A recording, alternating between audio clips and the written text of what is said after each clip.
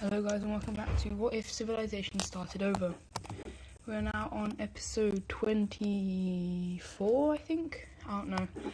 And in the last episode we saw the collapse of the light blue team and our very first independent colony on the Americas. And so the two countries that gained some of the light blue team's land that are now independent are these two northern ones. However, it is very difficult to access these, and so they actually decided just to sell them this land. And so yeah, we actually I'm gonna shift the color of these guys because I think this will look better. Anyways, now in the last episode I didn't talk about the African colony here, and I am going to talk about it now. So the French team is going to take a decent amount and is going to take all the way around this lake, naming them once again, showing them as a decently strong colonizing country. We then have the purple team expanding their land very drastically. Why is that there? Is that capacity? Right. And they even get a bit of Madagascar. Now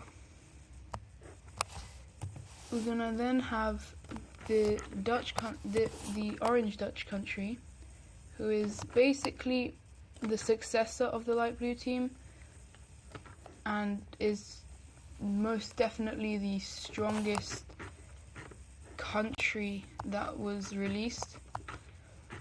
And then the other area is going to be given to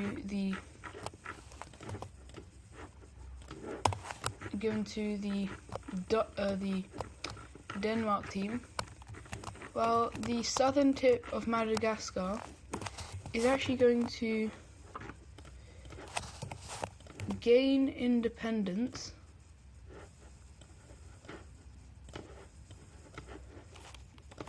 and their capital is gonna be right there. So we actually have a brand new country on the African continent. Now we're gonna actually go over to here, where the red team is very peaceful in most recent times. However, they did get invaded by the blue team and they're not happy about this, and so the people there actually in the next election decide to vote for someone who is a lot more not fight prone, but really likes to fight. And the first order of business is actually attacking this country here. They were formed when the red team collapsed, and so they are very weak. They are then split into two. This land is taken, and then the capital city is taken, and that is completely encircled. However, while that is happening, they also decide to invade into the green team, taking their capital very swiftly, and then taking some coast. And the country quickly falls. Both are fully annexed into the red team. And then the red team does something that's a bit more controversial. They invade into the holy cities. Now, the holy cities is liked by basically all the countries. They don't really have anyone who doesn't like them. However, the leader of the red team is like, who cares about valuable lands? This used to be ours. And so before the entire country is taken, the holy cities decide to surrender if it means that they can keep their sovereignty. And the red team is like, sure, but we want a lot of land. And so the land, so some of these lands, no, this is given over to the red team. And the Holy Cities rebellion the Holy Cities do still remain, however they are a lot weaker than before. And so this expansionism by the red team is actually very surprising, even for the blue team. However, they're not exactly opposed to it, as they don't really mind the idea of expansion. However, they don't like the idea that there is a stronger country on their border. But for now, they're not going to do anything. However, they are going to trade with the Greek team, in which the blue team gets that, and the Greek team gets the entire island of Crete, allowing them for better accessibility between these two areas.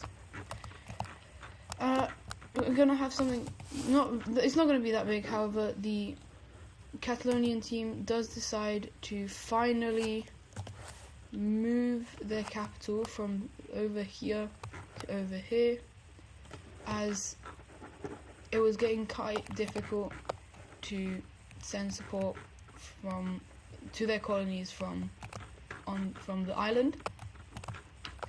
And in here we're going to actually have another splintering, where the south of the light blue country also decides to rise up. We then have the south of the yellow team rising up, and even the east of the green team, which actually splinters into two countries. And so once again, there's a lot more. Wait, let's see. Do they have any major cities? Yep, this one has this one has this one has that. Then this one is going to get one here. Anyways, back to the main map. We now have an even more splintered center of Europe, and we actually have a unification called the Unification of the Mediterranean, which sounds like it's going to be a large unification, but it's not really. It is just these three countries, and they decide that their capital is going to remain as the one here, as it is the largest city. So yeah, and next up we're going to move away from this area here, and we're going to go over to China, who, not this one, but this one over here, who decides to once again have basically a growth spurt, as they take quite a lot of land. However, with this, them and the southern Chinese team were planning something, and that something is to rapidly invade into this blue team, as they know they are quite weak and that they could get quite a lot of land from this. And so it is actually a very swift invasion, and so with the help of two very strong East Asian countries, and so the western half is completely gone, and they then just decide to surrender.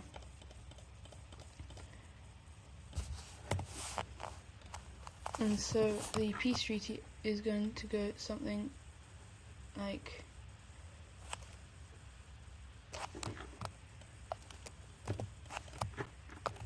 not all of it. this part does still hold out. However, it is put as a puppet of the Chinese team.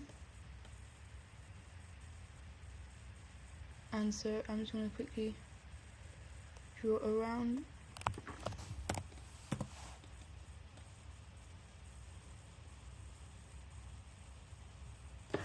I'm going to get my...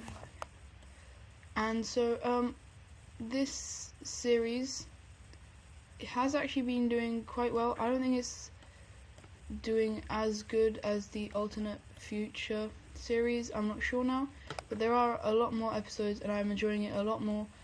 And so it would really help if you could just like and subscribe.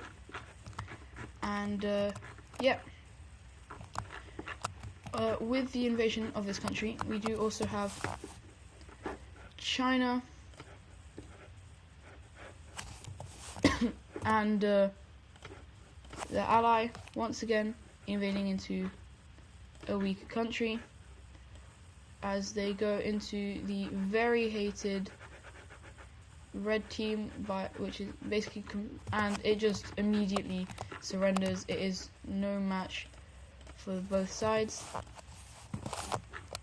and so the peace treaty is something like this, and the north is given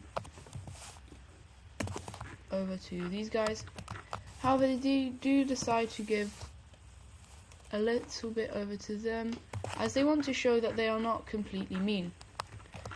And over here we actually have basically a trade of land. The purple team gets a little bit of land here in the north, while the Chinese team gets a decent amount of land here in the south.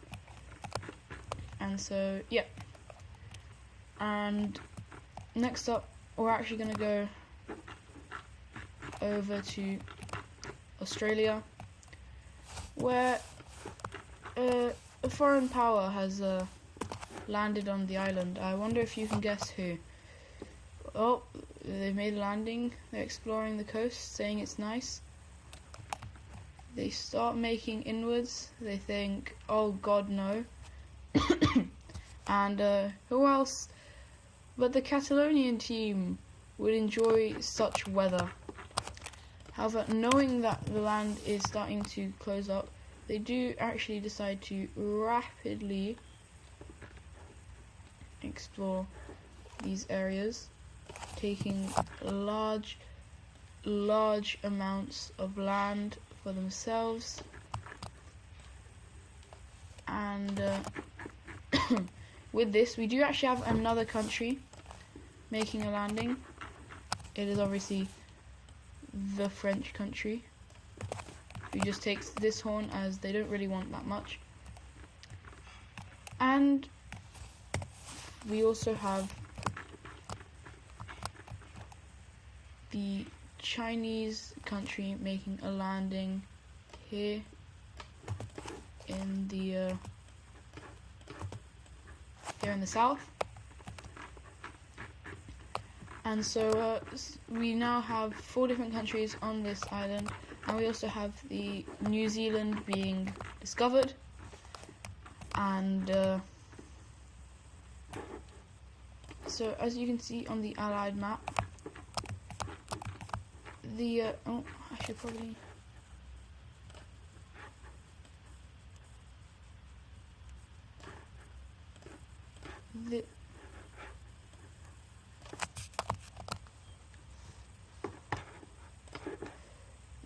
the green team is still part of the Square Alliance.